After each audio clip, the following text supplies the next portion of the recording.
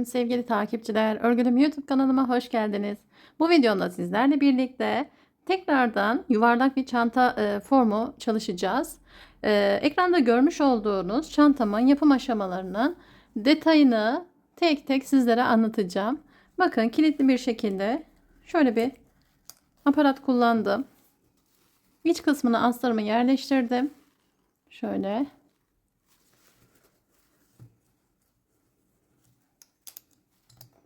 Evet, toplamda iki parçadan oluşturdum. Bu kısımlarını bu parçayla birlikte ördüm.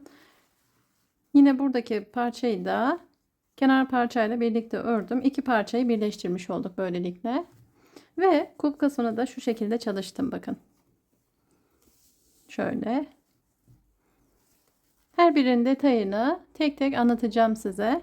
Kağıt ipten yaptığım bu çalışmamın malzemelerine geçecek olursam arkadaşlar. Şimdi bu rengi çalıştık ve şu renkten çalışacağım. Bakın mavi. Mavi iple çalışacağım bu sefer. Kullanacağım tığ şöyle tulimin 4 numara tığısını kullanacağım arkadaşlar. Eli çok sıkı gevşek olan arkadaşlarım daha 3,5-3,75 numarayla da çalışabilirler. Ben 4 numarayla çalışacağım çünkü ipim birazcık kalın. Bu iplerin herhangi bir numarası yok. Kağıt ipleri çile halinde alan arkadaşlar özellikle çile halinde satılanlarda numara yok. Onlar da arkadaşlar tığınızı kendi el örgünüze göre ayarlamanız gerekiyor. Şöyle ki bir tane işaretleyiciye ihtiyacım olacak. Gerektiği yerlerde kullanacağım. Şimdi bakın çantamın ölçülerini verecek olursam hemen şöyle sizin için ölçeyim. Soran arkadaşlarım olacaktır elbette. Şöyle 22 santim çapında. Bakın derinliği de tam buradan yine ölçüyorum. Buraya kadar 8 santim arkadaşlar. 8 santim derinliğinde çantamın boyutu. Şimdi kulp kısmını da şöyle hemen kısaca ölçeyim. Kulp kısmını aslında kendiniz ayarlayabilirsiniz.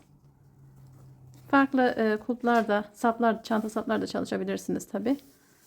Kısa bir kulp yaptım ben. Çok normal ebatlarda yapmadım. 71 santim, 72 santim diyelim. 72 santim boyutunda da çanta sapını çalışmış oldum. Evet, dilerseniz hemen yapım aşamasına geçelim. Başlamadan önce de küçük bir hatırlatma yapmak istiyorum. Şu an beni izleyen arkadaşlarım, kanalıma abone değilseniz lütfen desteklerinizi bekliyorum. Destekleriniz benim için çok önemli. Şimdiden beğenen, yorum yapan ve beni destekleyen herkese çok teşekkür ederim. Haydi başlayalım. Evet, ipimi aldım. 4 numara tığımı alıyorum. Şu şekilde bir sihirli halka yapacağım başlangıç olarak. Parmağıma, baş parmağıma doladım. Bir tur çevirdim. Tığımı içeriden alarak bu şekilde ilmeğimi çektim.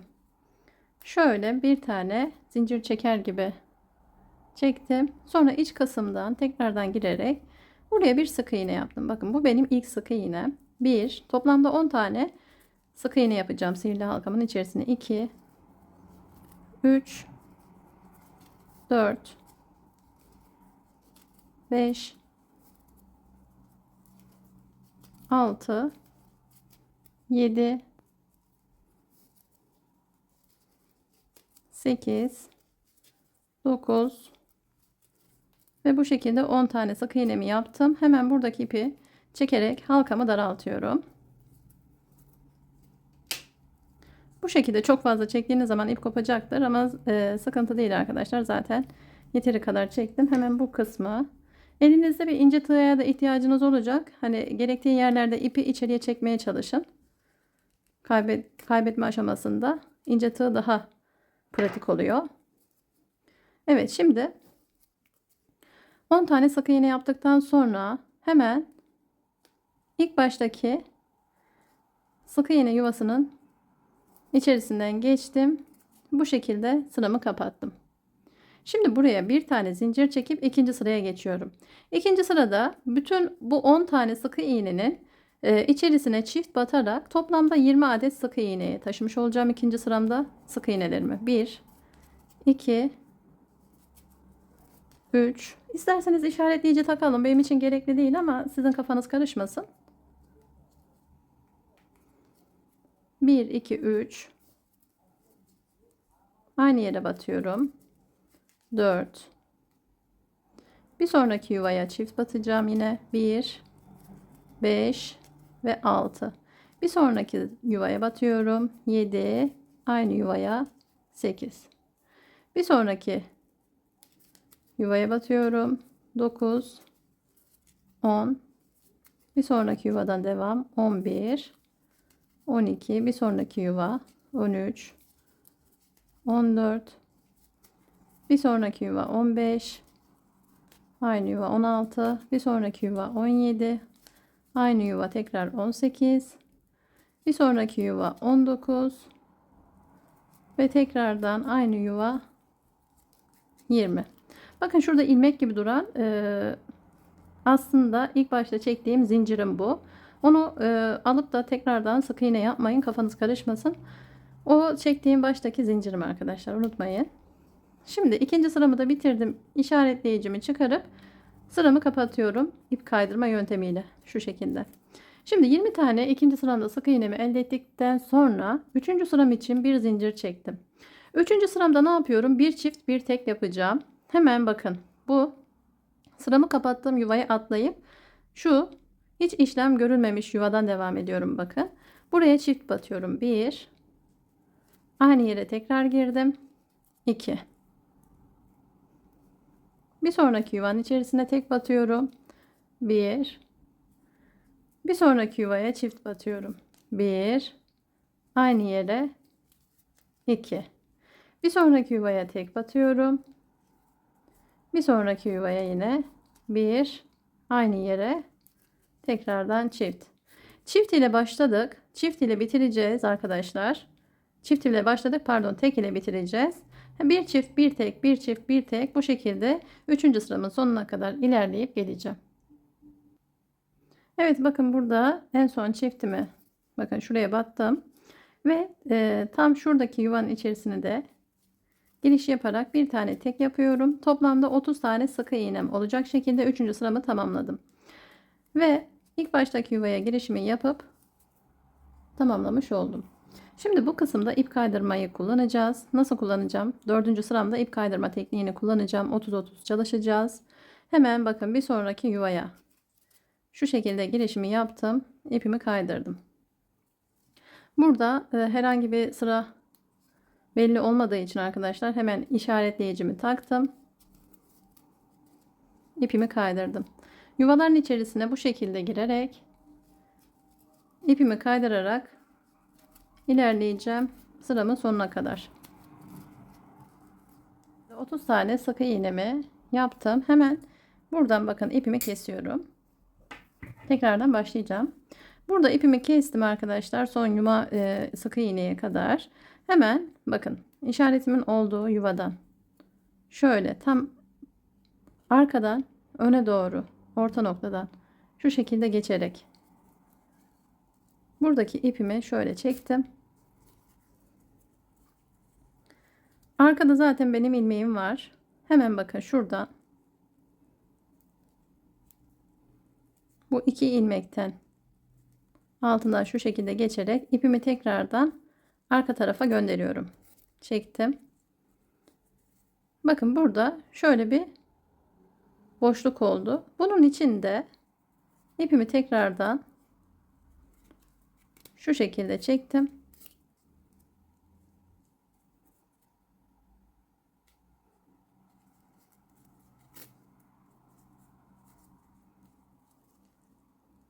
Evet, arka tarafta ipimi gizleyeceğim şimdi.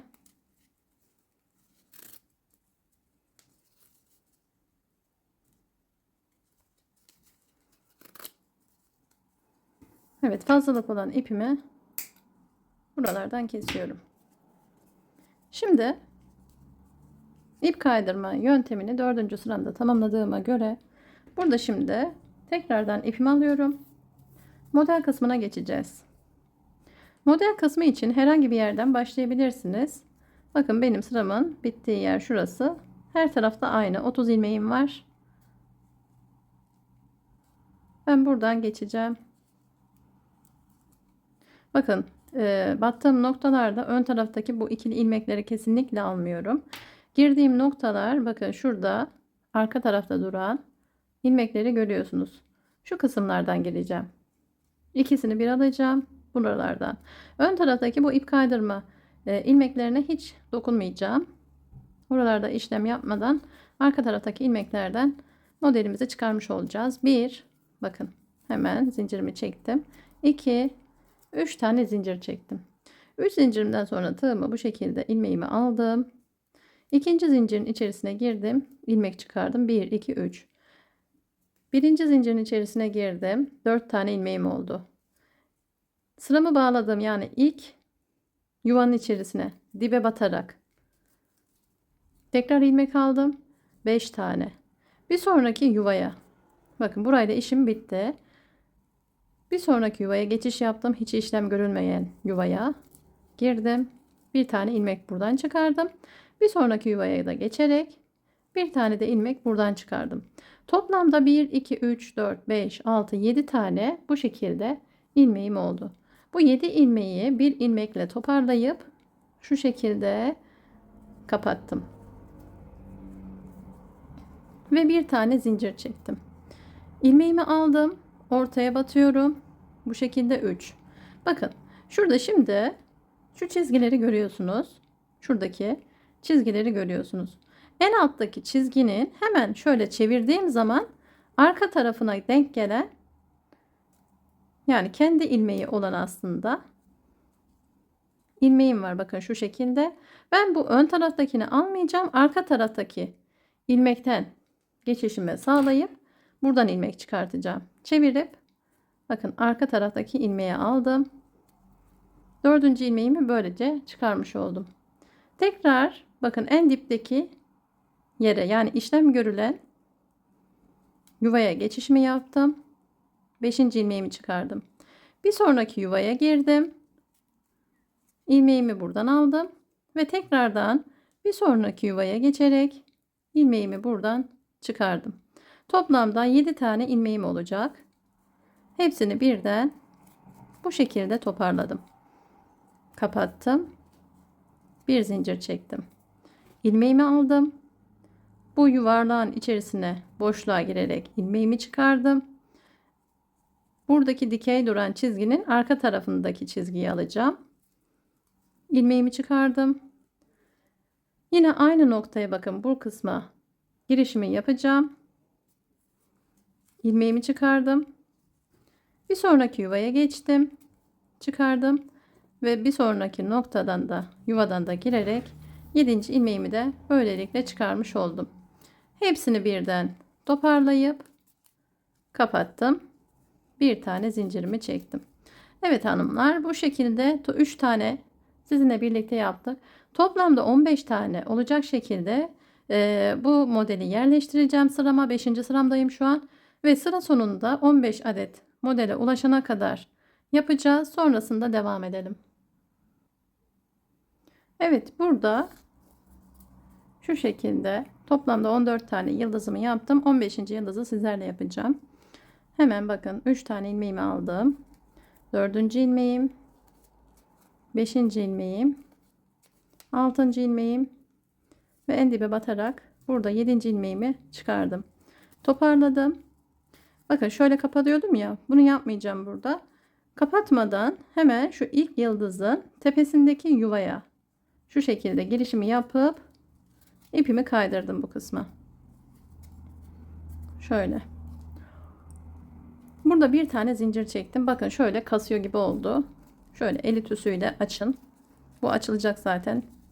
Hiç sıkıntı değil. Şimdi tekrar çevirdim. Bu sefer örgümün arka tarafından ilerleyeceğim. Bir zincirimden sonra ilmeğimi tekrardan aldım.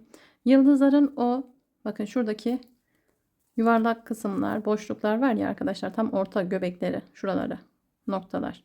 Buralardan girişimi yaparak yıldızın tam formunu vereceğiz. Burada yarım trabzan, yani yalancı trabzan dediğimiz trabzanımızı yapıyoruz. İlmeğimi aldım. Tekrar aynı noktaya ikinci yalancı trabzan, ilmeğimi aldım. Tekrardan aynı noktaya üçüncü yarım trabzanımı yaptım. İlmeğimi aldım. Bakın zincir falan çekmiyorum araya. Bir sonraki boşluğun içerisine tam şuraya giriyorum. Bakın şu kısma arkadan.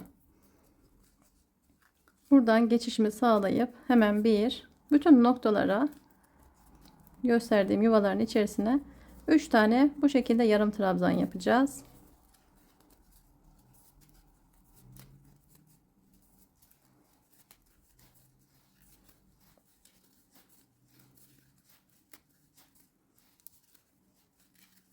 Evet, bakın bu şekilde önden görünümü de şöyle. Modelim tam belli oluyor. Şimdi hemen burayı tamamlayacağım. Bir sonraki yuvadan devam edelim. Evet, yarım trabzanlarımı sıramın sonuna kadar tamamladım. Bakın önden görünümü şu şekilde. Şimdi arkadan sıramı kapatıp ön tarafa geçeceğim. Şöyle ilk baştaki yuvaya bakın.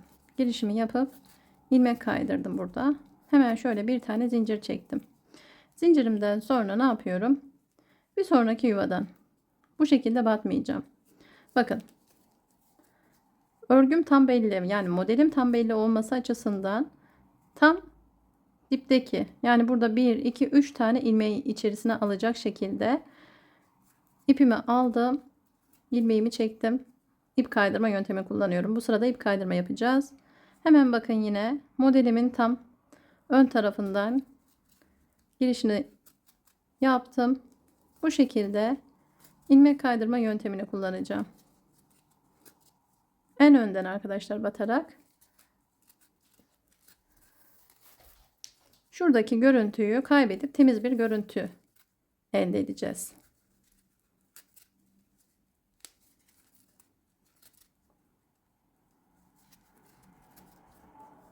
Böylelikle modelimizi daha düzenli hale getirmiş oluyorum. Sıramı kaydırdım ve bütün ilmekleri kaydırdıktan sonra toplamda saydığımızda 45 tane ilmeğimiz olacak arkadaşlar. Hemen bu sıramı yine ipimi keseceğim. Her ip kaydırma sırasından sonra ben ipimi kesiyorum ki bir sonraki sıraya geçtiğimde orada çirkin görüntü olmasın. Bakın hemen ilk baştaki bu yuvadan, buradan ipimi şu şekilde çektim içeriye. Buradan da arkadaşlar tekrardan ipimi arka tarafa gönderiyorum.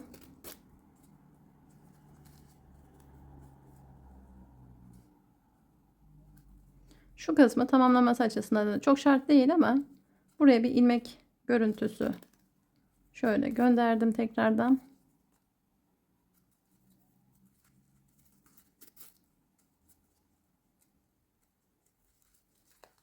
Burada sık iğne yaparken ne yapacağız? Sık iğne yaparken herhangi bir yuvadan tekrardan başlayın. Ben yine sıramı kapattığım yuvadan geçişimi yaparak sıramı bağladım. Bu şekilde ipimi bağladım. Bir sonraki yuvadan devam ediyorum. Toplamda arkadaşlar bakın bir çift bir tek yapacağız. Şöyle aynı yuvanın içerisine tekrar giriyorum. Bir çift, pardon, bir çift iki tek yapacağız arkadaşlar. Bir çift, bir sonraki yuvaya geçiyorum. Bir sonraki yuvaya geçiyorum. 2.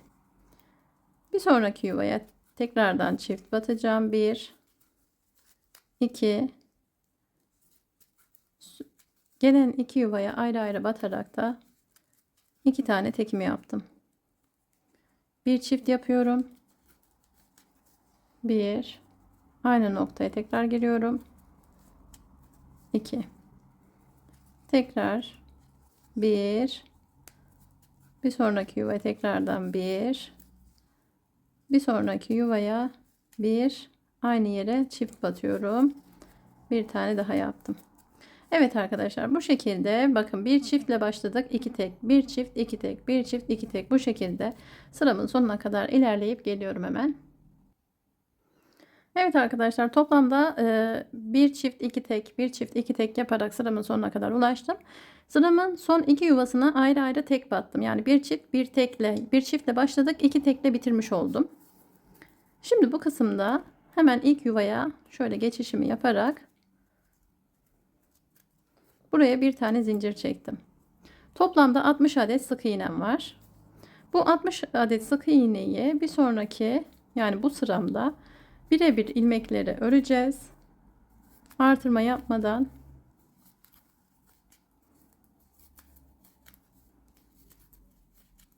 Hemen tamamlayıp geliyorum.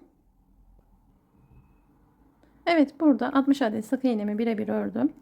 Hemen sıramı kapatıp bakın ilk baştaki yuvaya ip kaydırma tekniği kullanarak geçişimi yaptım. Bir tane zincirimi çektim. Bir sonraki yuvadan devam edeceğim. Bu sırada şimdi ne yapacağız? Bakın ilk sırada ilk yuvanın içerisine bir, aynı yuvaya tekrardan bu şekilde çift battım. Bir çift 3 tek yapacağız bu sefer. Bir ayrı ayrı, 2, bir sonrakine üçüncü kez tekimi yaptım. Bir sonraki yuvaya bir, aynı yere bakın, çift battım. Bir sonraki yuvaya bir sonraki yuvaya bir sonraki yuvaya aynı yuvaya bir, aynı yuvaya yine 2. Evet, başlangıçta çiftimle başladım. Bir çift 3 tek, bir çift 3 tek, bu şekilde sıramın sonuna kadar hemen tamamlayıp geleceğim. Evet, sıramın sonunda bakın bu kısmı birlikte yapalım. Bir çift yaptım. En son çiftle başlamıştık. Son yuvaya da 1, 2, 3 tane tekimi yerleştirdim. Toplamda 75 tane sık iğnem oldu. Şimdi ip kaydırma yöntemini kullanıyorum burada hemen. Bakın bu benim ilk ip kaydırmam. İşaretimi hemen yerleştirdim. Burada tekrardan ilmeklerin içerisine birebir girerek ip kaydırma tekniğini kullanacağız.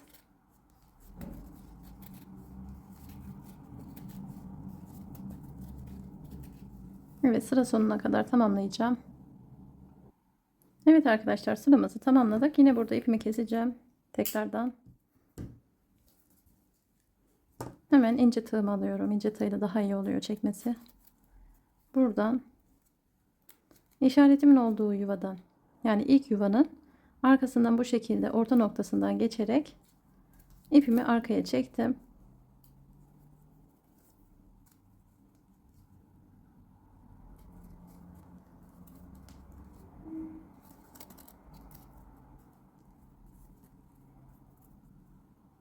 Tekrardan bakın ilmek var gibi bir geriden tekrardan önden girip ipimi öne doğru çektim. Burayı tamamlamış oldum. Tekrardan şu iç kısımdan arkadan ipimi arkaya aldım.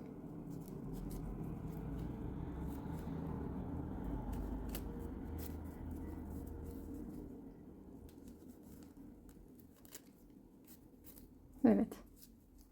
Fazlalık olan iplerimizi keselim. Bu kadar uzun olmasına gerek yok. Şimdi burada bakın bu sıramızı tamamladıktan sonra ip kaydırma sıramı tekrardan model aşamasına, yani yıldızımızı oluşturacağız. Yine aynı şekilde burada nasıl yaptıysam herhangi bir yuvadan girerek, ben şuradan gireceğim, herhangi bir yuvadan girerek bakın sabitledim. 1, 2, 3 ilmeğimi aldım. İkinci zincirin içerisine giriyorum. 3 tane ilmeğim oldu. Birinci zincire girdim. 4 ilmeğim. Dipteki yuvaya, yani sıramı bağladığım yuvaya, zincirimi bağladığım yuvaya girdim. 5 tane ilmeğim oldu. Bir sonraki yuvaya giriyorum. 6 ilmeğim. Bakın buradaki ilmeklere, ön taraftaki ilmeklere dokunmuyorum. Bir sonraki yuvaya geçtim. 7 tane ilmeğim. Bunların hepsini toparladım. Sıramı kapattım. Bir tane zincirimi çektim. Şöyle. İlmeğimi aldım. Ortadaki boşluğa girdim. 3 ilmek. Şuradaki dikey olan çizginin, yani modeldeki çizginin arka tarafındaki çizgiden girdim. 4 ilmeğim. En sonki işlem yaptığım yuvayı ikili bir şekilde aldım ilmeğine. 5 tane yuvam oldu. Bir sonraki yuva 6. Bir sonraki yuva 7. Hepsini bir toparlamış oldum. Sıramı kapattım. Bir tane zincirimi çektim. Evet. Model kısmını burada zaten ayrıntılı anlatmıştım arkadaşlar. Hemen bu kısma yine modelimi yerleştireceğim. Toplamda 36 tane yıldız Yani model olacak şekilde kurulumunu yapıp geliyorum. Evet arkadaşlar, 36. yıldızımı yaptım. 37'yi sizlerle, son yıldızımızı sizlerle yapacağım. Bakın aldım tekrar. Hemen buradan dipteki yuva, bir sonraki yuva ve bir sonraki yuva. Burada 7 tane ilmeğimi de bir çektim. Ne yapıyorduk burada? Hemen başlangıçtaki yuvanın tepesine, yani modelin tepesindeki yuvaya geçişimi yaparak sıramı kapattım. Bir zincir çektim. Bakın hala böyle modelimizde kasmalar oluyor. Buna arka taraftan üzerine bez parçası örterek hafif buhar yapacağız. Ütüleyeceğiz arkadaşlar. O şekilde açılacak. Şimdi yıldızımızı tamamladığımızda bir tık daha açılacak zaten bu. Hemen tekrar zincirimi çektim. Çevirdim. Arka taraftan ilerliyorum. İlmeğimi aldım. Hemen dipten bir, aynı yere 3 defa batıyorum. Yarım trabzan yapacağım. 2 ve 3. Bu şekilde. Tekrardan bir sonraki yıldızın boşluğuna 1, 2, bu şekilde 3. Tekrar bir sonrakine 1, 2, aynı yere 3 adet 3 adet bu şekilde bütün boşlukları tamamlayacağım. 37 yıldızımı bu şekilde tamamladıktan sonra bir üst sıraya geçeceğiz. Evet arkadaşlar, şimdi yıldızımı 37 tamamlamış oldum. Sıramın sonuna geldim. Burada hemen sıramı kapatıp ön kısımdan devam edeceğim. İlmeğimi bu şekilde kapattım. Bir zincir çektim. Ön taraftan bakın, ip kaydırmayı nasıl yapıyordum modelden sonra, hemen bakın şuradaki ve ön tarafta, yani bakın şöyle duran 1 2, arka tarafı da aldıktan sonra şu şekilde 3 tane ilmeği kapsamış oluyor. Şöyle hemen ipimi kaydırdım. İşaretleyicimi tekrardan takayım. Evet, bir sonraki yuva bu şekilde. Bu yaptığım aşamayla, bu ip kaydırmayla, özellikle modelden sonra yaptığım zaman şuradaki bakın ilmeklerdeki aşağı yukarı tırtık görüntüsü oluyor. Onu temizleyip şu şekilde güzel bir görüntü sağlamış oluyoruz. İp kaydırmamı yine burada da bu şekilde yapacağım. Evet arkadaşlar, yıldız modelimi yaptım. Şimdi buradan tekrardan ipimi keseceğim.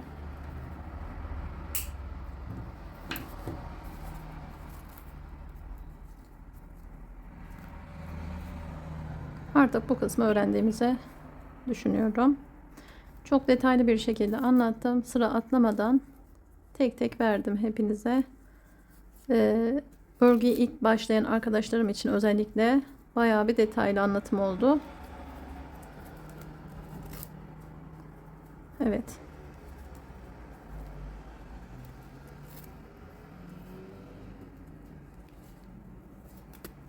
Yine arka ipimi çekerek burayı da temizlemiş olacağım.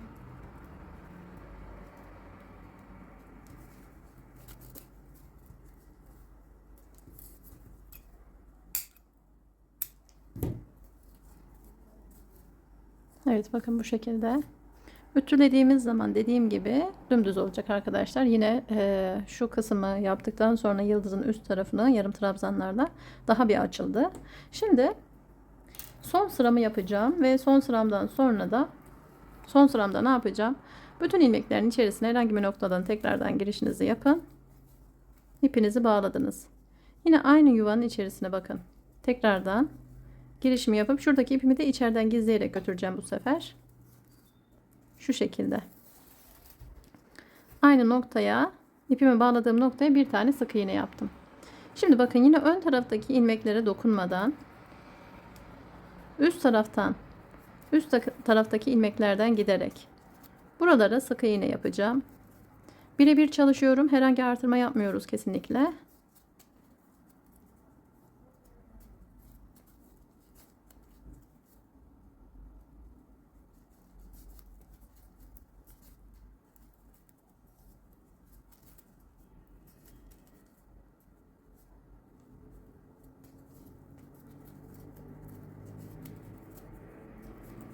Evet, ipimi arkaya aldım.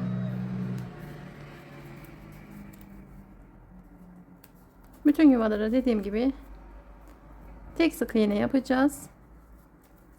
Bu sıramızı da bu şekilde tamamlayacağız. Hemen tamamlayacağım. Diğer sıra için devam edeceğim. Evet arkadaşlar, bu şekilde sık iğnelerimi birebir çalıştım ve toplamda bu son sırama gelene kadar 110 adet sık iğne elde etmiş oldum. Şimdi çantamın kenar kısmı için, yani derinlik kısmı için şöyle hemen göstereyim.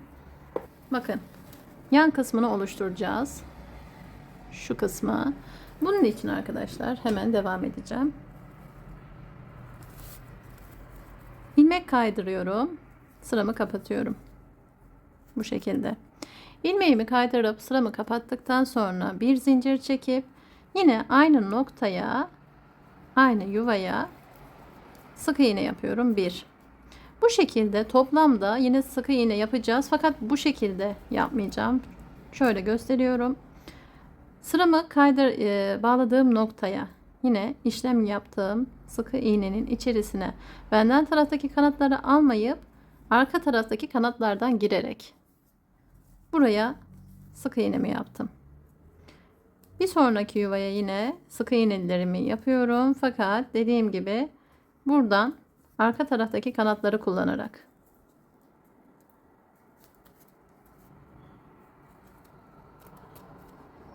Bu şekilde sık iğnelerimi yapacağım.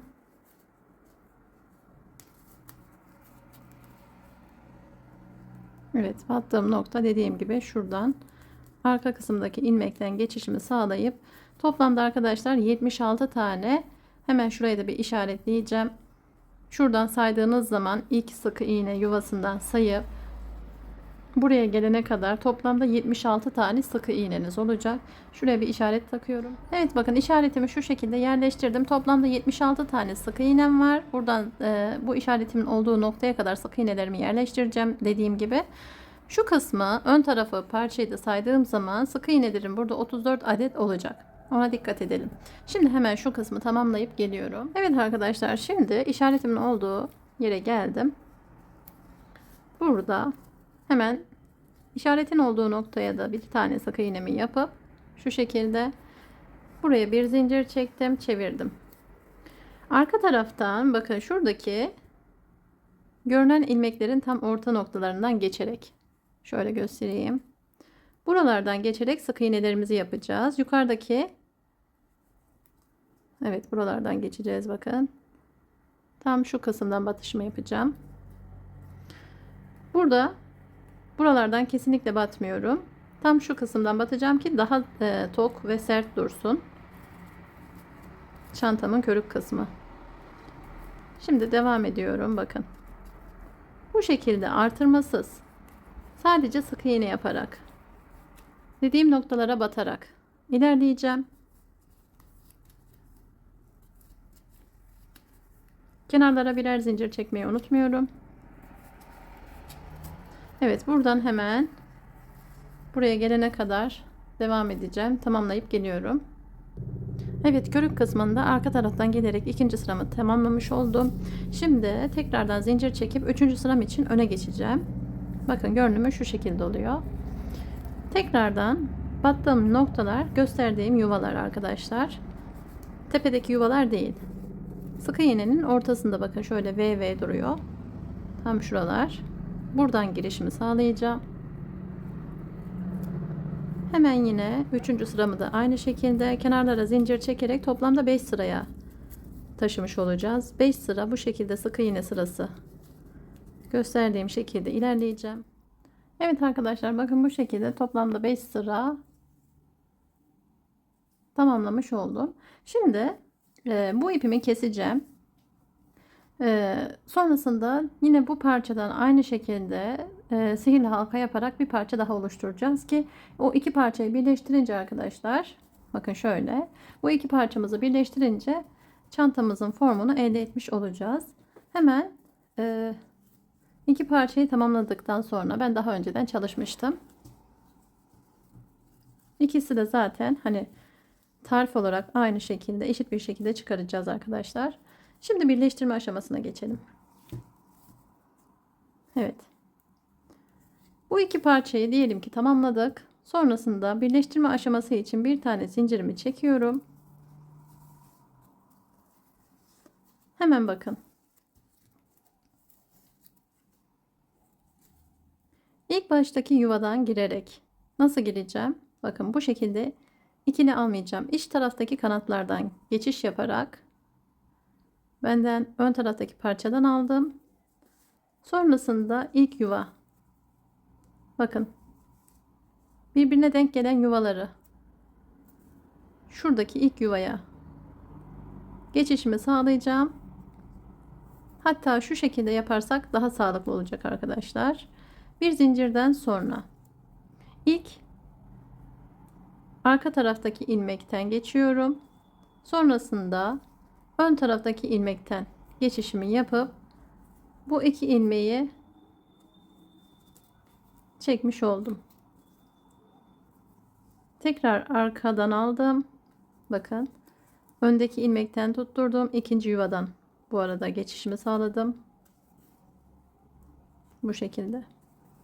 Tekrar arkadaki ilmekten ipim bu arada altta kalıyor gördüğünüz üzere. Buradan aldım. Tekrardan buradan geçtim. İlmeğimi ikisinden çekip yukarıda ipimi kaydırıyorum. Buradan aldım. Tekrar bakın bu kısımdan geçtim. İpimi çıkardım. Çıkardım. Bu şekilde kaydırdım. Evet, tekrar bir sonraki yuvadan giriyorum. Aşağı yani bu parçadan giriyorum. Aşağıdaki ipimi yukarıya taşıyıp yukarıda ipimi kaydırmış olacağım bu şekilde. Buradan girdim. Bendeki ön taraftaki parçadan girdim. Buradaki sadece yapmam gereken püf nokta ilmeğin iki kanadını almıyorum. Bakın şu şekilde oluşturmuş olacağım. Birleştirme aşamasını tamamlayacağım. Evet arkadaşlar bakın birleştirme işlemini tamamladım. Çantamın formu kürük kısmını yapmış olduk. Formu bu şekilde çıktı. Evet çok hoş, çok şık duruyor. Şimdi kenar kısımları için şöyle bir işlem yapacağım. Hemen bakın şöyle bir tane zincir çektim. Kenardan başlayarak bu kısımlara bakın. Şuralardan geçerek ip kaydırma tekniğini kullanarak buraları temizlemiş olacağız. 1 2 3 Toplamda burayı için 4 tane bu şekilde ip kaydırmış oldum. 1 2 3 4. Şuradaki de çektiğim zincir öyle düşünün. 4 tane ipimi kaydırdım. Şimdi bu kısımda ne yapacağım? Hemen şuradan girerek yine ip kaydırma işlemine başlamış oluyorum. Bütün kenarlara bu şekilde ilerleyip yine buraya gelene kadar burada ipimi kaydırıp sıramı tamamlayana kadar ip kaydırma işlemini sürdüreceğim. Böylece kenarlara daha tok, daha güzel çıkmış olacak. Bakın görüntüsü çok hoş. Şimdi buradan kenar kısmı için devam ediyorum.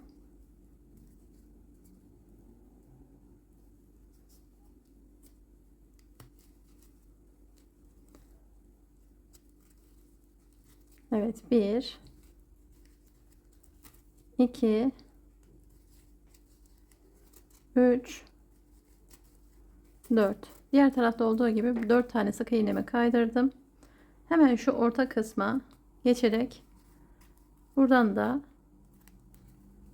5.'yi tam ortaya denk gelen 5. ilmeğim oluyor. Tekrardan 4 defa ip kaydıracağım. 1 2 3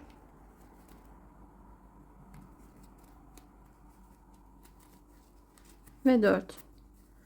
Bu şekilde tekrardan ipimi kaydırmış oldum ve yine diğer parçama geçerek burada da yine bütün ilmeklerin içerisinden teker teker ipimi kaydırmış olacağım. Son olarak buraya da yine hemen kenara geçiyorum. 1 2 3 ve 4.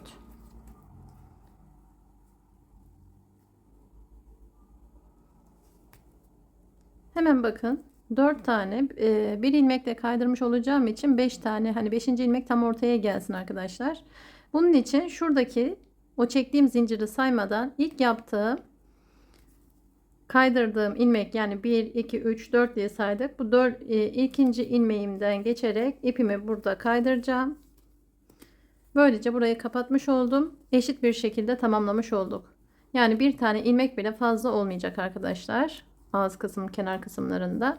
Hemen burada ipimi kesiyorum. Evet, şimdi şu kenar kısmını oluşturacağız arkadaşlar. Bakın tek kısmını yaptım ben. Diğerini sizlerle çalışalım hemen. Onun için tekrar ipimi alıyorum. Şöyle 1 2 3 4 5 tane zincir çektim. Dördüncü zincirin içerisinden geçerek 1 2 3 4 tane sık iğne yaptım. Kenara bir zincir çektim, çevirdim. Dipten başlayarak dipteki yuvadan başlıyorum. 1 2 3 ve 4. Tekrar bir zincir çektim. Bu şekilde sık iğnelerimi oluşturacağım. 2 3 4. Bir zincir çektim, çevirdim. 1 2 3 4. Bir zincir çektim.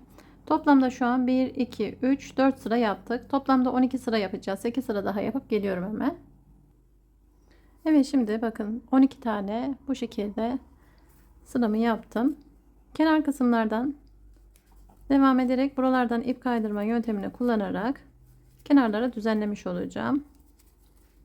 Şöyle 4 kenarına da çevrelemiş olacağız.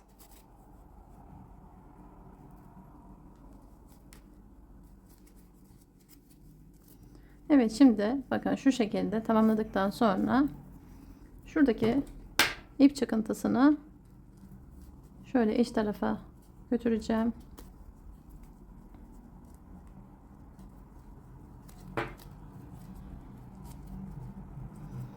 Evet. Burada D halkamı alacağım arkadaşlar. Burada D halkamı alıyorum. Hemen şu şekilde geçtim. İçerisine geçirdikten sonra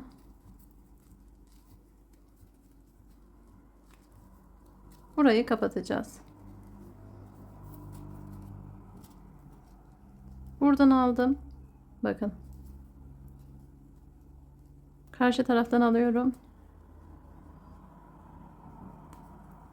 İlk önce şöyle yapalım. Bir zincir çektim. Buradan aldım arkadaşlar. Buradan aldım. Bu ikisini kaydırıyorum. Buradan yine iç taraftaki kanatlardan geçerek ilmeklerimi kaydırıp burayı kapatmış oldum.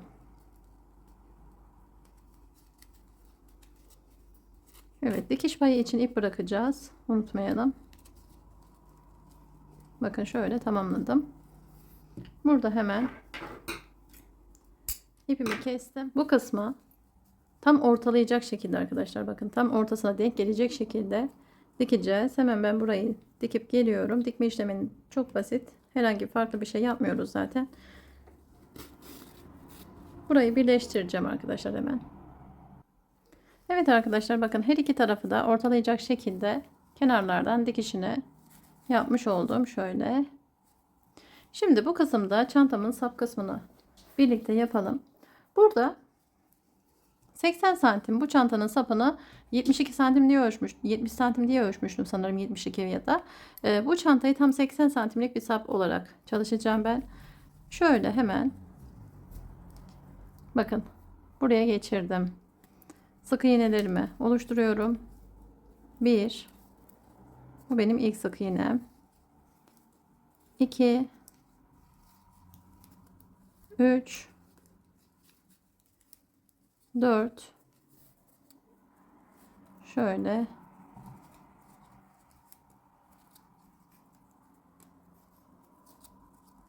5 tane sık iğne yaptım.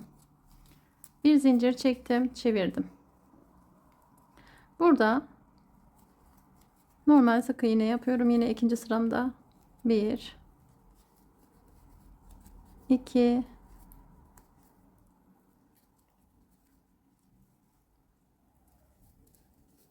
3, 4 ve 5. Bakın bu şekilde 5 tane sık iğnemi yaptım. Bu 5 sık iğnemden sonra ne yapacağım? Model kısmına geçiyorum. Burada bakın hemen buraya geçişimi yaptım ve şuradaki çok sık olmuş, çok pardon. Başlangıçta bulunan ilmeğe geçişimi yapacağım. Nasıl geçeceğim şu an? Çok sıkı. Evet. Şöyle hafif gevşettikten sonra batacağım noktalar bakın şuradaki kısa çizgiler olacak. Hemen buradan girdim. Buradan girdim. Bu ikisinden çekip sık iğnemi oluşturdum. Bir sonrakinden tekrardan ilk başta zemin kısmında sık iğnelerim sık olduğu için arkadaşlar geçişi zor olabilir. Şöyle elinizle tırnağınıza destekleyin. İkisinden çekip sık iğnemi oluşturdum. Tekrar buradan geçiyorum. Üçüncü sık iğnelerimi birbirine denkledim. Çektim. Sık iğnemi yaptım. Tekrar buradan aldım. Aşağıdan geçiyorum. Bu şekilde sık iğnemi yaptım. Evet. Buradan yine sık iğnelerimi tamamladım. Bu şekilde son kez arkadaşlar buradan da yine kenara gelen sık iğnem çok sıkışık olduğu için giremiyorum. Şöyle açtım. Evet, buraya da geçerek kenar kısmına da böyle bir iki ilmekten geçip sık iğnemi oluşturdum. Kenarı düz çıksın diye. Şimdi bir tane zincirimi çektim, çevirdim. Şimdi biraz daha basit görmemiz.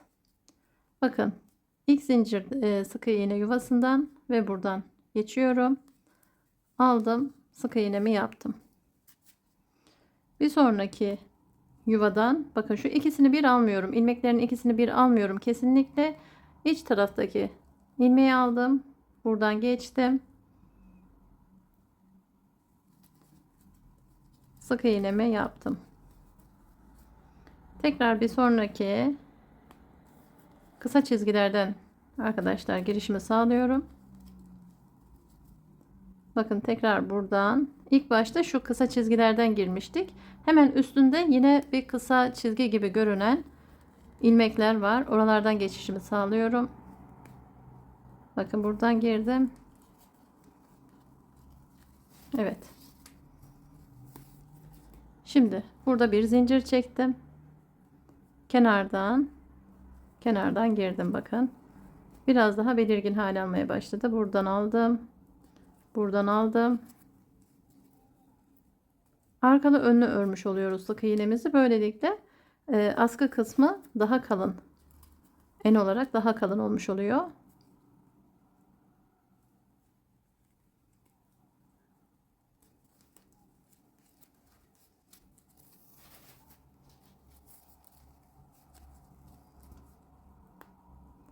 Evet bakın.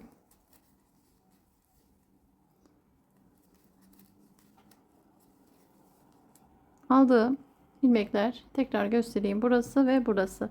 Buradaki dediğim gibi kısa çizgiler duruyor. Hemen onun üzerinde yine belirgin şekilde görünen şurada çizgilerim var. Onlara batış yapacağız arkadaşlar.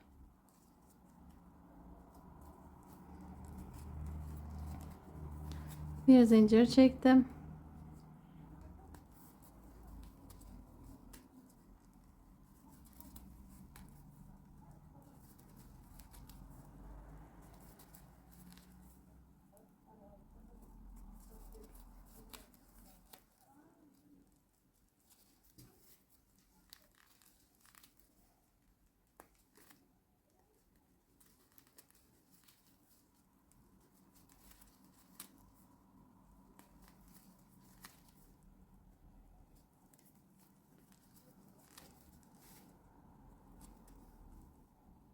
Evet, son kez göstereyim. Bakın buradan aldım, buradan aldım. Çektim. Tekrar ikinci ilmekleri alıyorum. Üçüncü ilmeklerimi alıyorum. Dördüncü ilmeklerimi alıyorum. Evet, son kez beşinci ilmeklerimi de kenardan alıp bir zincir çektim. Kenarlara bir zincir çekmeyi de unutmayalım. Evet arkadaşlar, istediğimiz boyuta gelene kadar bakın şu şekilde sapımızı oluşturduk. Şimdi ben bunu buraya nasıl birleştireceğim? Hemen onu anlatıyorum. Bakın şöyle tekrardan bir zincir çektim.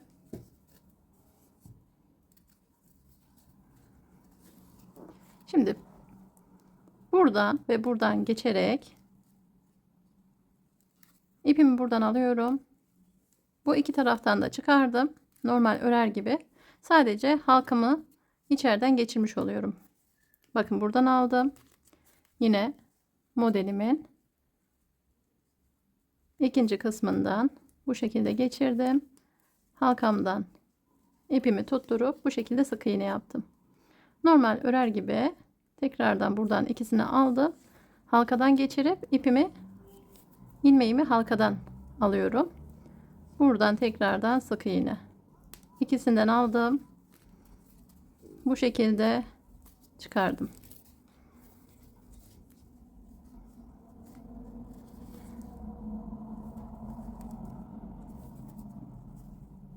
Tekrar bakın şöyle aldım, çıkardım ve bu şekilde örmüş oldum. Evet bakın. Birleştirme kısmını da böylece tamamlamış oldum. Buradan hemen ipimi keseceğim. Vitamin iğnemi taktım. Burada arkadaşlar bakın şu kısa çizgilerden tekrar geçerek buraları birbirine tutturmuş olacağım. Buradan tekrardan bakın ve üst taraftan.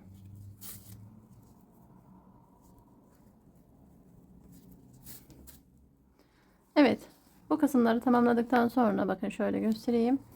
Şimdi gelelim ortadaki kilit kısmına. Kilit kısmı için tekrardan ipimi alıyorum. Şöyle zincirimi oluşturacağım. 1 2 3 4 5 6, şöyle baktığımda 7 tane zincir çektim. Şimdi 6. zincirin içerisine geçerek buralara sık iğne yapacağım tekrardan. 3 4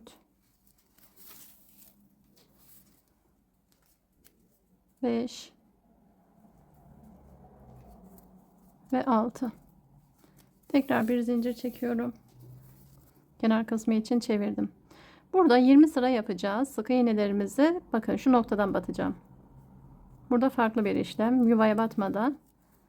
Nasıl ki şu körük kısmında uyguladığımız işlemi burada da aynı şekilde yapacağız.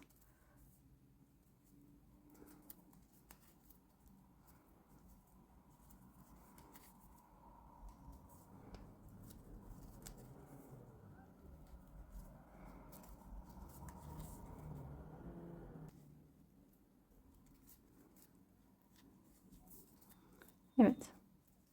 Şimdi bir tane zincirimi çektim. Bir zincirimden sonra devam ediyorum. Çevirdim yine.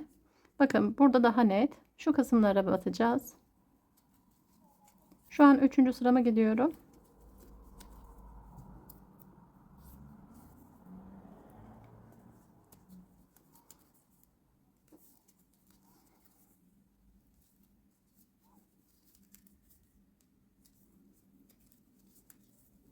Bir zincir çektim, çevirdim.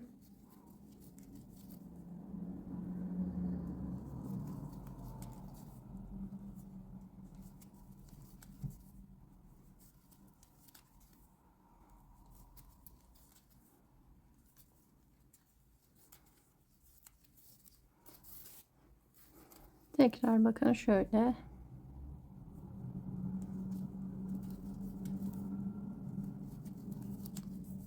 Sık iğnelerin tam orta noktalarına batarak bu şekilde 20 sıra yapacağız.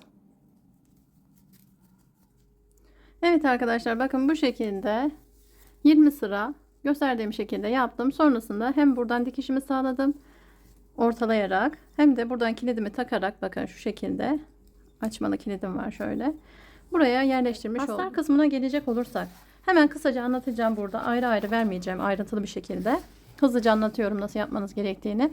Şimdi arkadaşlar bakın, şöyle yuvarlağın ölçümü alıyorum, mezuramı alıyorum. Şimdi buradan ölçüyorum. Kaç santim demiştik burada? Toplamda 22 santim. 22 santim. Kenarlardan birer santim ya da ikişer santim, 24 santime ayarlayın. 24 santim çapında yine hani dikiş payınız olsun. Şu şekilde 2 adet böyle yuvarlaklara ihtiyacım var. Bu parçalara derinlik kısmını ölçeceğim. Derinliği de hemen şuradan. Şimdi bakın, buradan buraya 8 santim olacak şekilde derinliğini ekleyeceğiz ve bir parça keseceğim. Şimdi bunun derinlik kısmını nasıl oluşturacağız arkadaşlar? Dikiş payı için hemen şurayı açıyorum. Çantamın iç kısmından ölçeceğim. Şuradan 2 santim ayırıyorum, bakın. 2 santimi şu şekilde ayırdım dikiş payı için. 2 santimi ayırdım, katladım. Buradan iç tarafı ölçtüğümde kaç santim geliyorsa tam şuraya kadar ölçün. Buraya kadar ölçün. 2 santim de buradan ayırın. Sonrasında bu ölçtüğünüz 8 santim derinliği, yani şu şekilde 8 santim boyu deyin. Şurayı da, yani eni deyin, şurayı da boyu olarak kabul edin arkadaşlar. Kaç santim boyu geliyorsa ona göre de parçanızı ölçün. Şu an benim elimde uzun parça olmadığı için şu iki parçayı ben birleştireceğim. Tek parça yapıp orta kısımdan böyle dikiş de atabilirsiniz. Sonrasında ne yapacağız? Çantanın içe gelen tarafına, burası içe gelen tarafı olacak. Burası da içe gelen tarafı. Şurası ve burası içe gelen taraflar olacak. Buralardan iğneleyeceğiz. Elimde tek parça olduğunu düşünün bunu. Evet, buralardan 2'şer santim veya kaç santim ayırdıysanız şöyle iğneleyerek dikiş yapacağız arkadaşlar.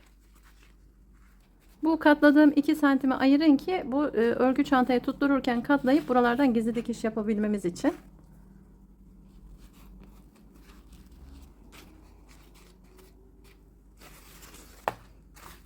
Evet.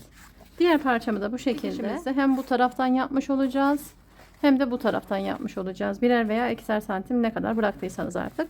Hemen ben burayı bir makineyle dikeceğim. Evet arkadaşlar, bakın gösterdiğim şekilde kenarlardan dikişimi sağladım.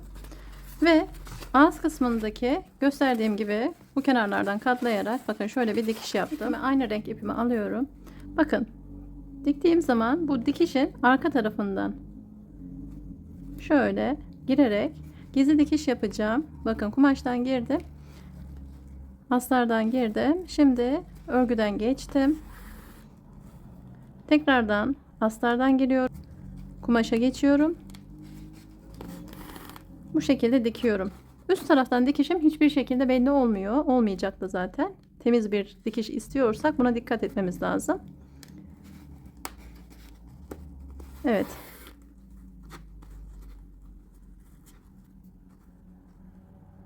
Bu şekilde ön tarafta dikişi belli etmeden, arka tarafta da dikiş ipini göstermeden dikişimizi tamamlamış olacağız. Örgü bilmeyen arkadaşlarımın rahatlıkla yapabileceği, anlayabileceği tarzda çalışmalar yapıyoruz burada birlikte. Evet arkadaşlar, çantamın sonuna geldim. Bu şekilde astar kısmını da tamamladıktan sonra rahatlıkla kullanabileceğiniz, özellikle yaz döneminde daha çok tercih edilen bu çantalar, kağıt ipten yuvarlak çantaların yapım aşamasını yine sizlerle birlikte tamamlamış oldum. Evet arkadaşlar, bir sonraki videoda görüşmek dileğiyle. Kendinize çok çok iyi bakın. Hoşça kalın.